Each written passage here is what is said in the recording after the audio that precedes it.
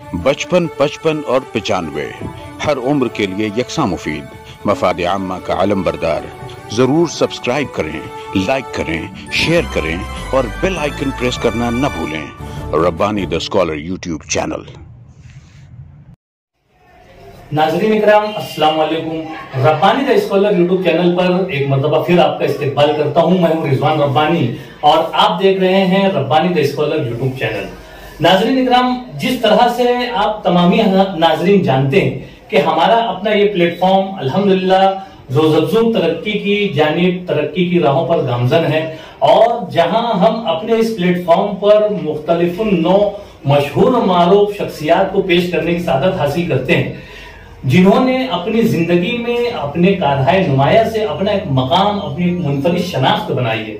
अल्हम्दुलिल्लाह सुम्मा अल्हम्दुलिल्लाह, आज हमारे अपने इस प्लेटफॉर्म पर, हमारे अपने इस Rabbani the scholar YouTube channel पर शहर बरहानपुर, जिसे दारुस्सुरूर कहा जाता है, दारुस्सुरूर से ये शहर जो है वो सुना जाता है, माना जाता है और वहीं की एक पहचान, एक शनाख्त जो है वो मोहतरम नईम अख्तर खादमी साहब, मोहतरम नईम अख्तर खादमी साहब उस शख्सियत का नाम है जो न सिर्फ बरहानपुर एमपी बल्कि एमपी से निकलकर पूरे हिंदुस्तान में, और न सिर्फ पूरे हिंदुस्तान में बल्कि बैनुल अक़वामी सतह पर आपने अपना एक नाम, अपनी एक शनाख्त और अपनी पुरसहर और असर अंगेज आवाज के साथ आप जानी मानी शख्सियत हैं। ही बेहतरीन सुरीली आवाज में आप हम्द और नात पाक का नजराना पेश करते हैं। उसी के साथ साथ गजलों में भी आपने अपनी एक मुनफरिद शनाख्त बनाई है। आपकी पेशकश का अंदाज देखकर ही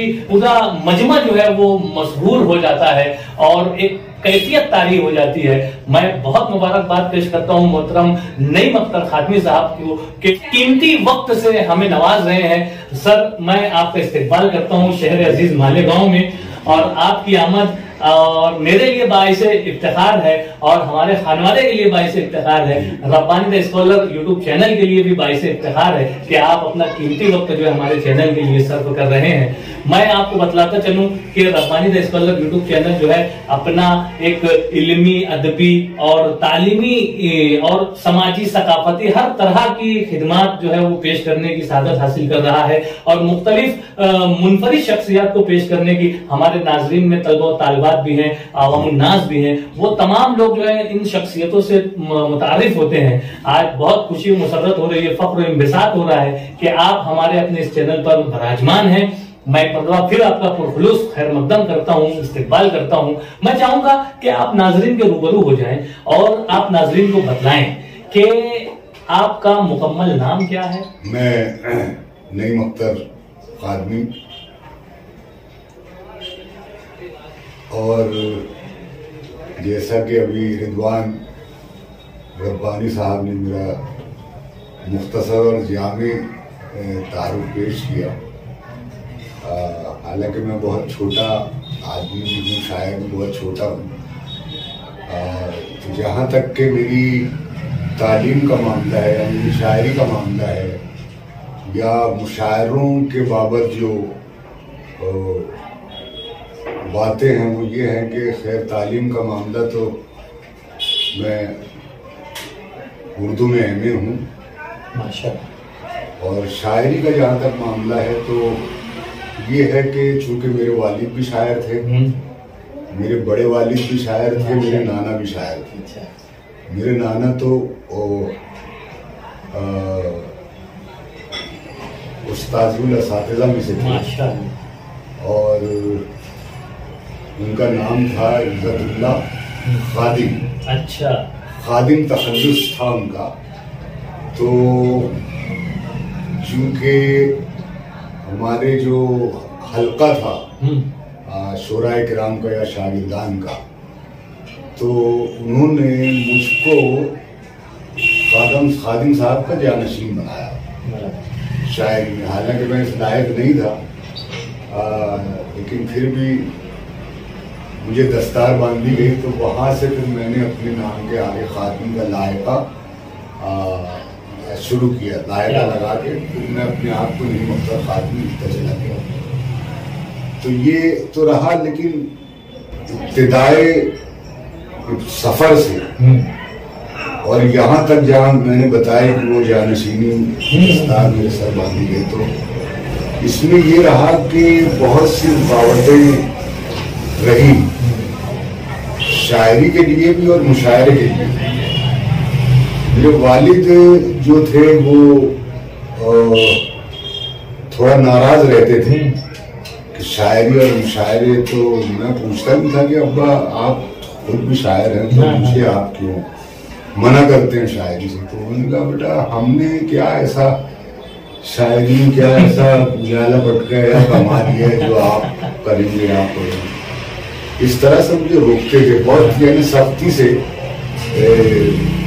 सख्ती बढ़ते बढ़ते यहाँ तक बढ़ी कि मुझे यहाँ तक कहा उन्होंने कि या तो आप शायरी छोड़ दें या मेरा घर छोड़ दें। यहाँ तक कि वो सख्त थे शायरी के मामले में। बहरहाल ये कि चूंकि मेरी वालिदा जो थी उनकी सपोर्ट मुझे हासिल थी और वो कहीं भी मुशायरे में तो मुझको इजाज़त देती थी कि नहीं आप जाएं पढ़े मुशायरा और जो भी घर में होगा मैं देख लूँगी, सवाल नहीं किया। तो वो मैं उनकी मोहब्बत, उनकी सपोर्ट, उनकी इजाज़त से मैंने धीरे धीरे मुशायरे पढ़ना शुरू किए। जब मेरी शोहरत मुशायरों से घर तक पहुंची तो फिर मेरे वालिद जो थे वो बहुत नर्म हुए और खुद मुझसे ये कहा कि नहीं साहब आप हमें माफ कर दीजिए। मैंने कहा ये क्या कह रहे हैं आप, तो कह रहे हैं वो असली हमने जो आप पर कुछ सख्तियाँ की अब उसका हमें एहसास हो रहा है। अब वो हालात ये हो गए कि अब आप के नाम से लोग हमें जानते हैं कि ये नहीं मतलब तो बेटे हमें माफ कर दो। मैंने कहा नहीं अब ये माफी बहरहाल मैंने फिर अपना जो है जब मुझे पूरी तरह से इजाज़त मिल गई थी मैंने फिर मुशायरे पढ़ना शुरू किए। तो अल्लाह का फजल करम रहा कि एक मुशायरा मैं पढ़ता था तो उससे कई मुशायरे मुझे मिलते थे। और मैंने अपनी लाइफ में कभी भी किसी शायर के लिए मेरे सीनियर हो रहे थे मैंने कभी भी नहीं कहा कि मुझे आप मुशायरा पढ़वाइए। ये अल्लाह का फजल करम रहा, मैं जहाँ भी मुशायरा पढ़ता था मुझे वहाँ से मुशायरे मिलते थे। तो तकरीबन ये समझ लीजिए कि ये 40 साल का जमाना हो मुशायरे पढ़ते पढ़ते। खैर वो घर का एक तरह से माहौल तो अदबी था ही, तो मिसरे और शेर में कहता ही था, लेकिन मुशायरों में मेरी जो एंट्री हुई तो मुझे याद आ रहा है अच्छे से कि वो जमाना हिंदुस्तान में इमरजेंसी का जमाना था। उस जमाने में मैंने मुशायरों में शिरकत की, बल्कि मुझे मतला याद आ रहा है। तो उस तनाजुर में मैंने जो मुद्दा कहा था कि कोई धारा, कोई हलचल, कोई तूफान नहीं, कोई धारा, कोई हलचल, कोई तूफान नहीं, आज दरिया में भी तफरीर का सामान नहीं। तो इस तनाजुर में आप वो इमरजेंसी जो है वो मिलेगी मेरे मसले में। वहाँ से मेरी इब्तिदा हुई मुशायरा पढ़ने की। अल्लाह का फजल करम रहा आज इन 35-40 साल के अरसे में मैं 3 बार पाकिस्तान गया और गल्फ की हर कंट्री करीब कई बार जाना हुआ। उसमें आप जद्दा है, दुबई है, अबूधाबी है, बहरीन है, मस्कत है, दोहा कतर है, शारजा है, करीब हर जगह कई बार जाना हुआ। और अल्लाह के फजल करम से मैं लंदन भी हो आया हूँ और लंदन भी मुशायरे के सिलसिले में गया था। अमेरिका में इसलिए नहीं जा पाया कि मुझे वीज़ा नहीं मिल पाया था। अब ये लॉकडाउन लगने से पहले, कोरोना का जो मामला होने से 1 महीने पहले मुझे ऑस्ट्रेलिया से वहाँ शमीम साहब करके उन्होंने कहा कि भीम साहब आपको अगले महीने ऑस्ट्रेलिया आना है मुशायरे, लेकिन वो कोरोना और लॉकडाउन लगने से ऑस्ट्रेलिया जाना नहीं हुआ। बहरहाल ये तो खैर इस तरह मुशायरों में आना जाना वो तो लगा ही रहता है उसमें।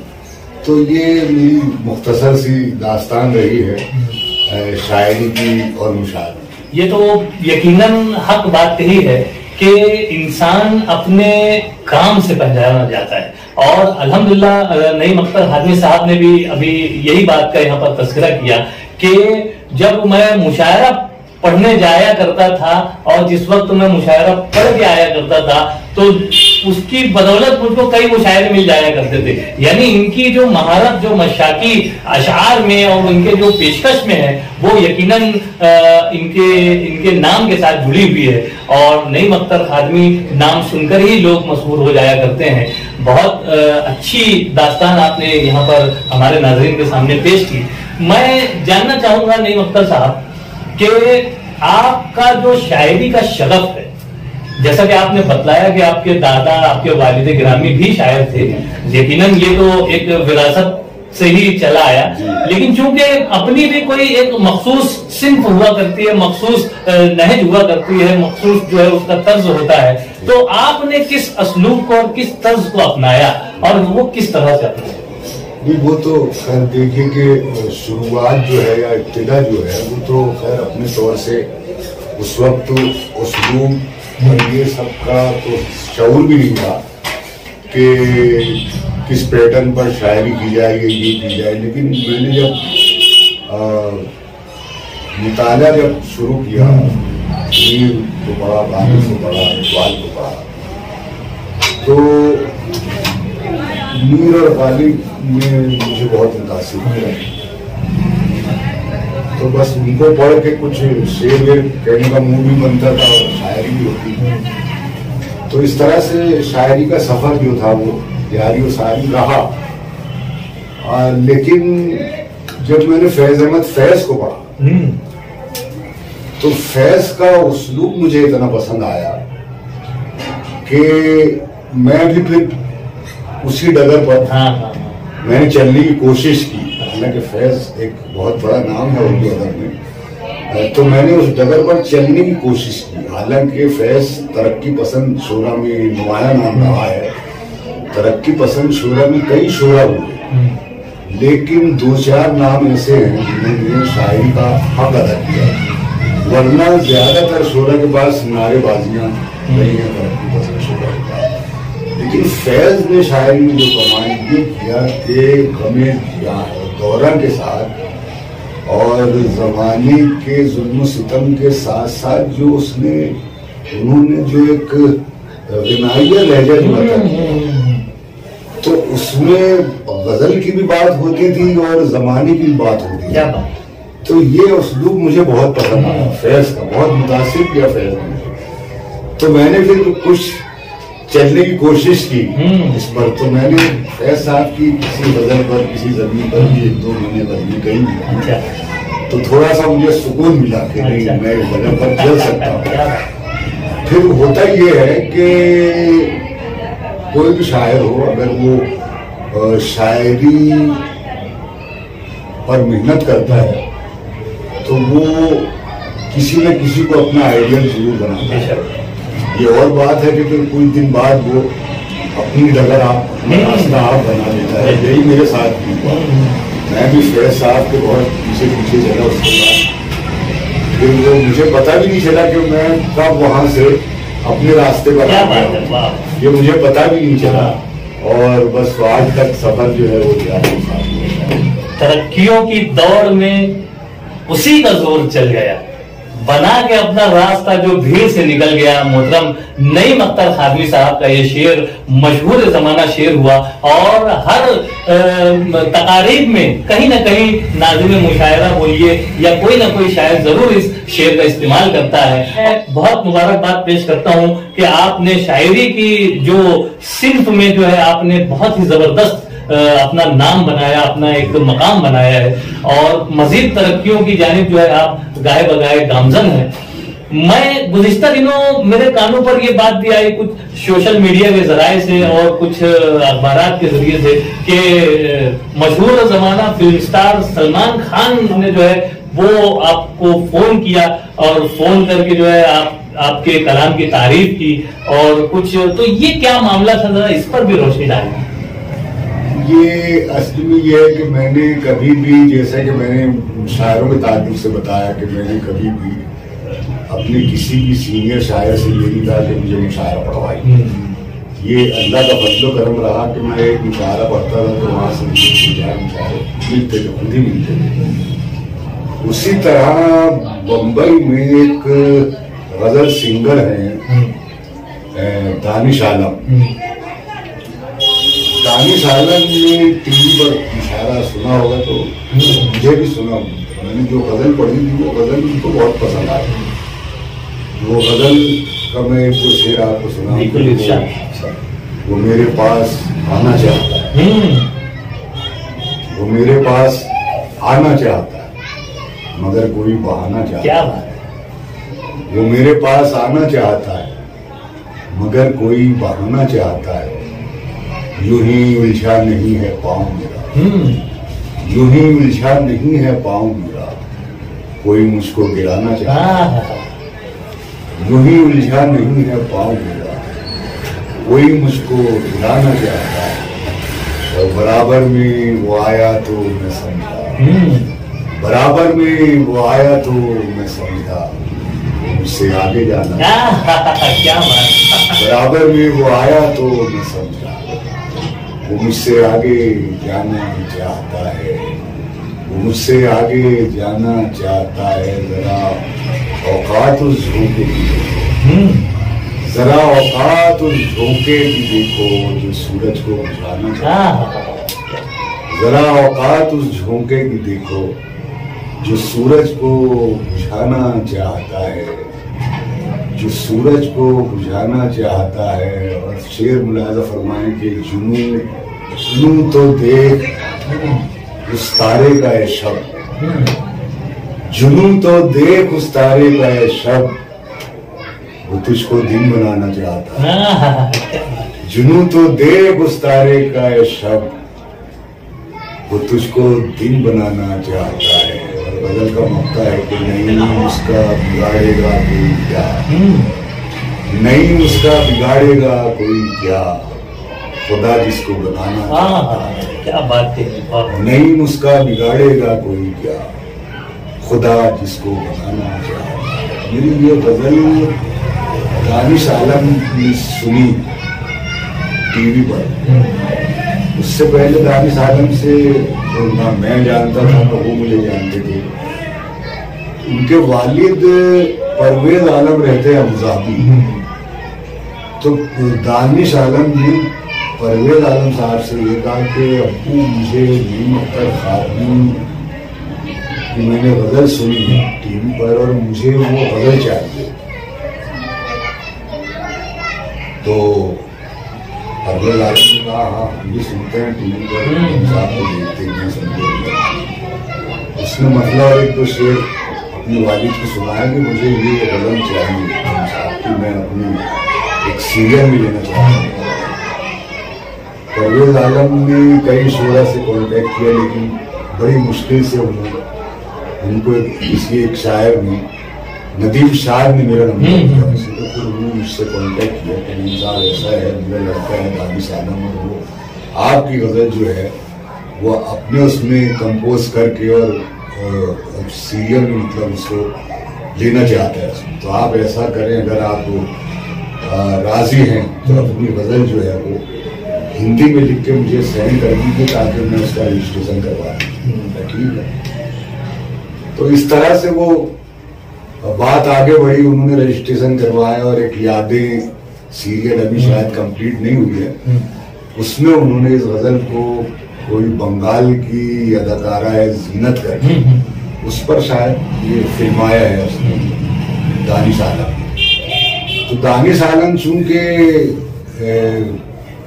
फिल्म इंडस्ट्री में भी आपका बड़ा दखल है और बिलखुसूस सलमान खान के साथ अक्सर वो शूटिंग पर या इंडिया में हो या इंडिया के बाहर हो, सलमान खान के साथ अक्सर शूटिंग में जाया आया करते। तो दानिश ने मुझे बताया कि सर 4 दिन पहले हम बेंगलोर में थे, सलमान भाई की फिल्म की शूटिंग थी, तो उससे जब फ्री हुए तो मैं वो रिकॉर्डिंग में सुन रहा था आपकी गजल जो मैंने कंपोज किया।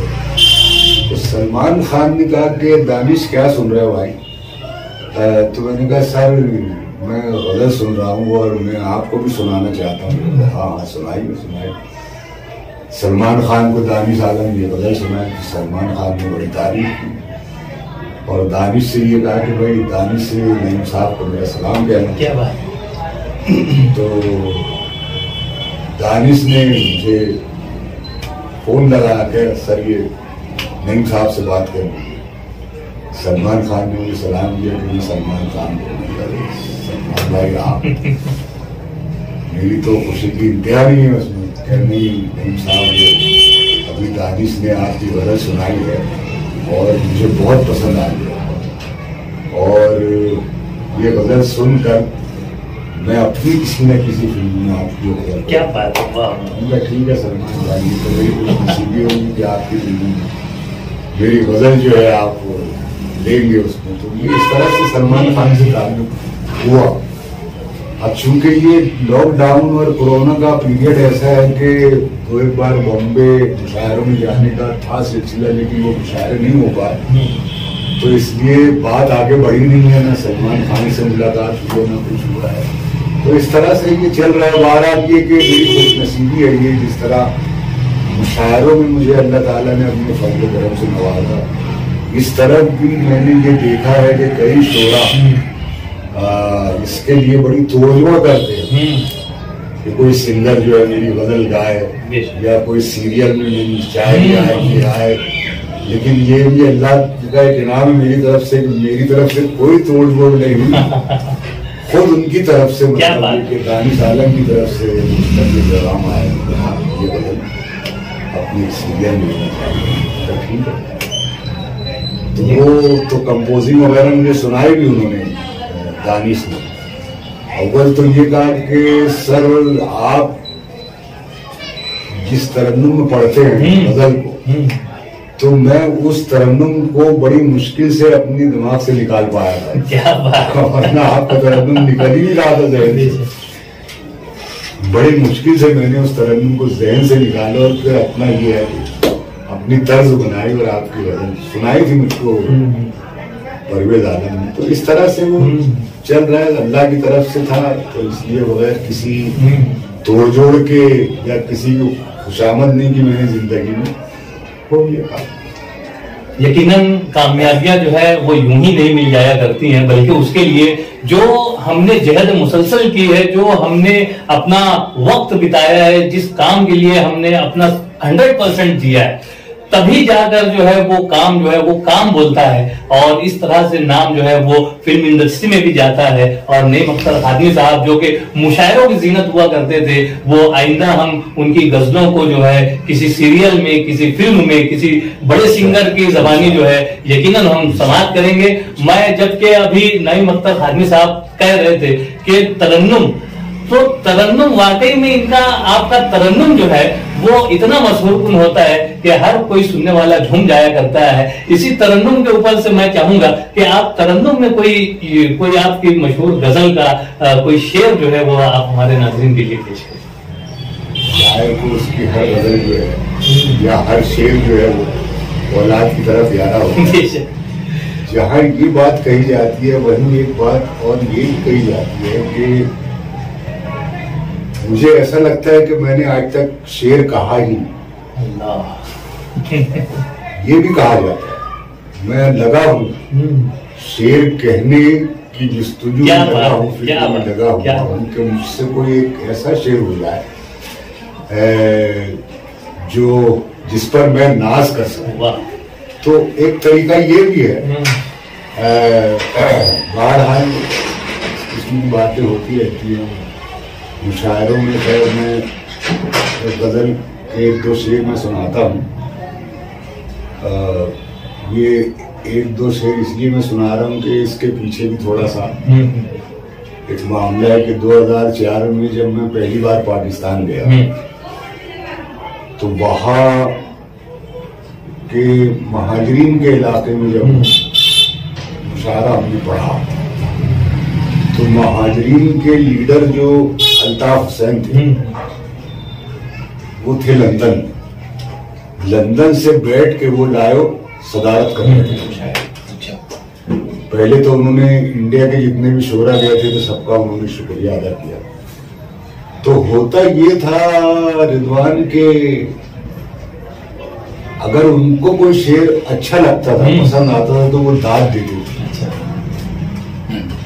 अल्ताफ हुसैन वहां से दाद देते थे तो पूरा मजमा खड़े होकर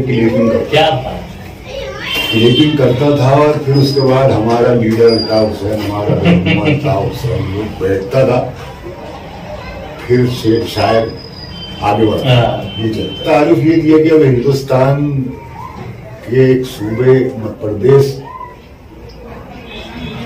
से, यहाँ जो मध्य प्रदेश में एक तारीखी शहर है, वहां से हमारे आज के इस मुशायरे में नईम अख्तर कादरी साहब आए। मैं उनसे दरखास्त करता हूँ।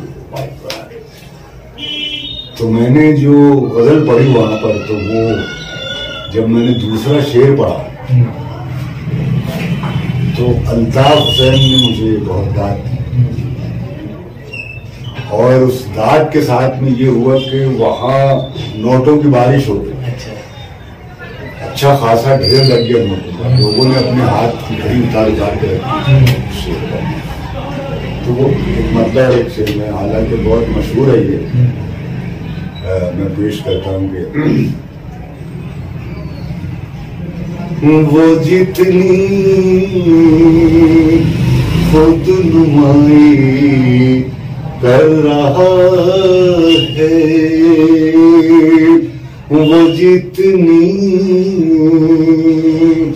खुद नुमाई कर रहा है,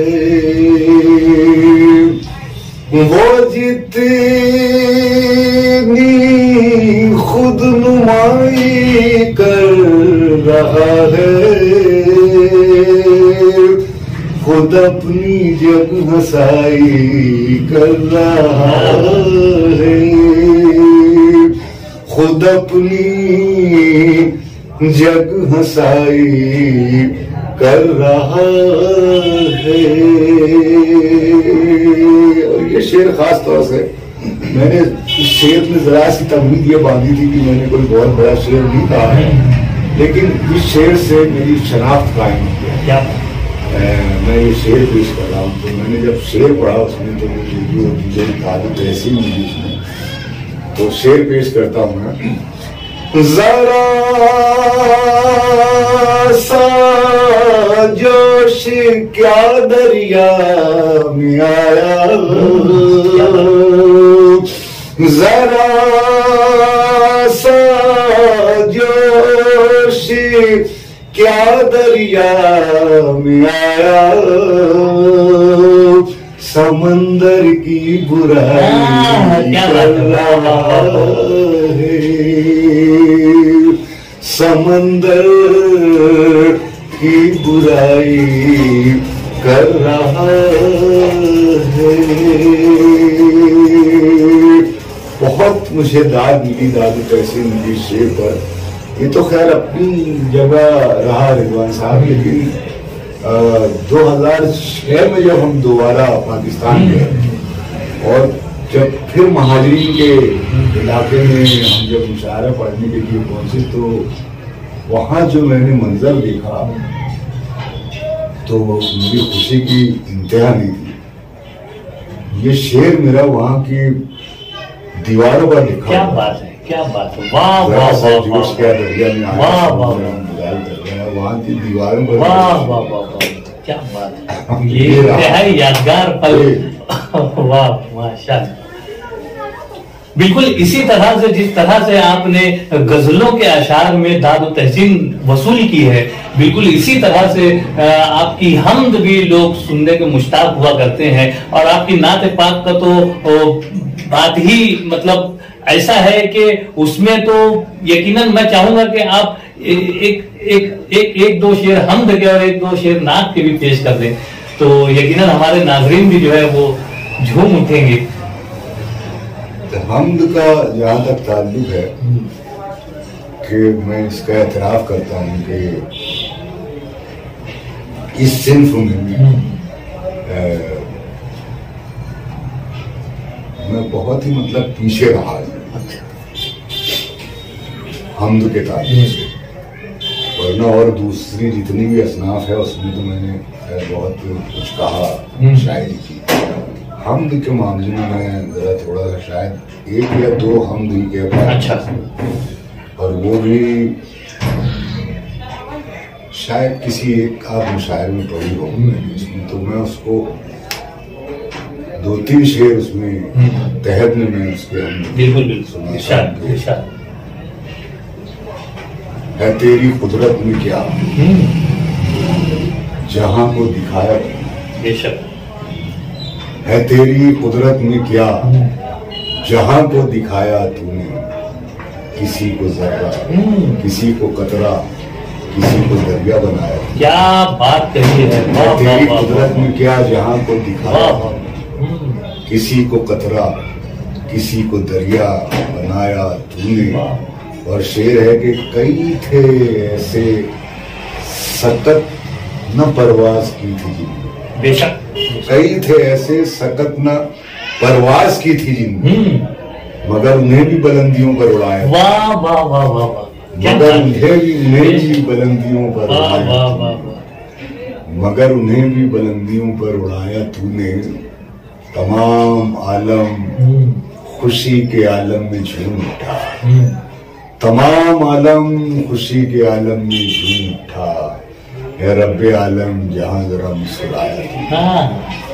तमाम आलम खुशी के आलम में झूम उठा, है रब्बे आलम जहां जरा मुस्कुराया तूने। है तेरी कुदरत में क्या जहां को दिखाया तूने, किसी को कतरा किसी को दरिया बनाया। ये मैं शायद ये और एक आध और भी हम भी कह पाया हूँ। हम के मामले में मैं थोड़ा सा बहुत अपने आप को वो फकीर समझता हूँ। बहरहाल वो एक मूड होता है, कुछ होता है किसी भी सिंफ में शेर। एक नात के मैं 2-3 शेर पेश करूँगा। ये अल्लाह का फजल है, मुझे नात में बहुत मकबूल हो गया। उसके 1-2 शेर में पेश कर देता हूँ। मतला है उसका, दिल रोज़े रसूल की जाली पे रख दिया, दिल रोज़े रसूल की जाली पे रख दिया। मैंने ये फूल नूर की डाली पे रख दिया, मैंने ये फूल नूर की डाली पे रख दिया, दिल रोज़े रसूल की जाली पे रख दिया। अपना वजूद अपना दम अपनी आखिरत, अपना वजूद अपना दम अपनी आखिरत, हमने तो सब मदीने के वाली पे रख दिया, हमने तो सब मदीने के वाली पे रख दिया, दिल रोज़े रसूल की जाली पे रख दिया। और ये आखिरी शेर मुलाज़ा फरमाए, पलकों की लब कुशाई से पहले ही आप पुनी, क्या बात है, वाह वाह वाह। पलकों की लब कुशाई से पहले ही पुनी, अंजामे ख्वाब चश्मे सवारी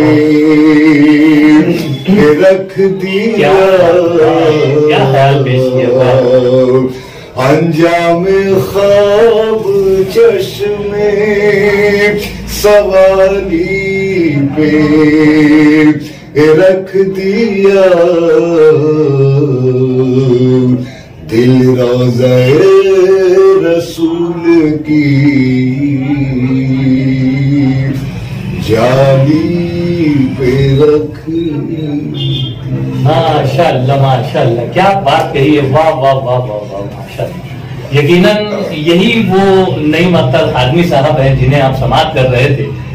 न सिर्फ तारीखी शहर दारुस्सुरूर बुरहानपुर बल्कि एमपी से निकलकर पूरे हिंदुस्तान ही नहीं पूरी दुनिया का दौरा करने वाली शख्सियत आज हमारे अपने इस प्लेटफॉर्म पर Rabbani the scholar YouTube channel पर अपना कीमती वक्त सर्व कर रही है। नईम अख्तर खादमी साहब के एक मुख्तसर से तारुफ में मैंने बतलाया कि हमारे नाजरीन में हमारे तलबा और तालबात भी।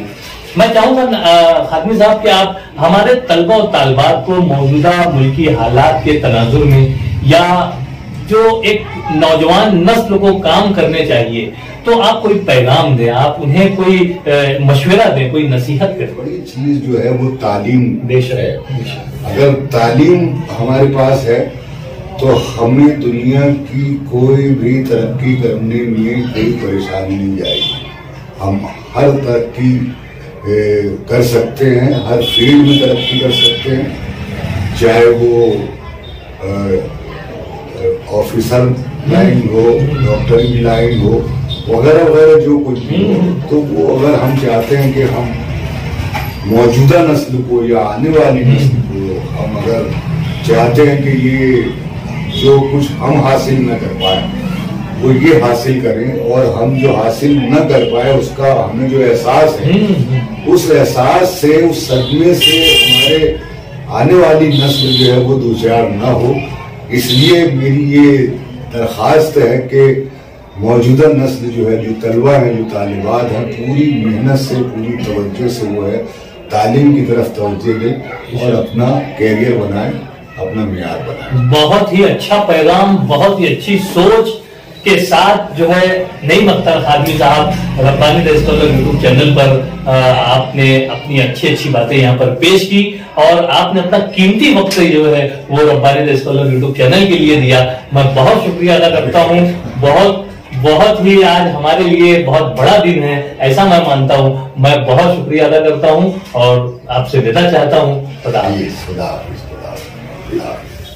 बचपन 55 और 95 हर उम्र के लिए यकसा मुफीद, मफाद आम्मा का आलम बरदार। जरूर सब्सक्राइब करें, लाइक करें, शेयर करें और बेल आइकन प्रेस करना न भूलें। Rabbani the scholar YouTube channel. Rabbani the scholar YouTube channel इल्मी, अदबी, दीनी, मिली, समाजी, सकाफती, तहजीबी, फलाही, तिब्बी, फ़न्नी, माशी, तिजारती, माशरती, इंतज़ामी, इनकलाबी, तहरीकी, तहकीकी, तकनीकी, तफ्तीशी, तामीरी, तालीमी व मालूमाती यूट्यूब चैनल। ज़रूर सब्सक्राइब करें, लाइक करें, शेयर करें और बेल आइकन प्रेस करें। Rabbani the scholar YouTube channel.